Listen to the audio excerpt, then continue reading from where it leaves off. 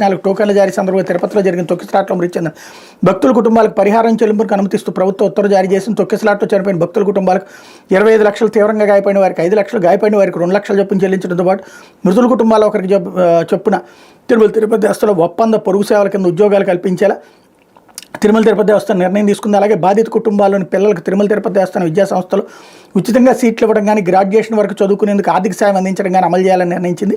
ఈ 3 నిర్ణయాలపై గత నెల 10 జరిగిన తిరుమల తిరుపతి దేవస్థానం ధర్మకర్తల మండలి సమావేశం నిర్ణయాలు తీసుకున్నారన్నటువంటి వార్తని హైలైట్ చేశారు.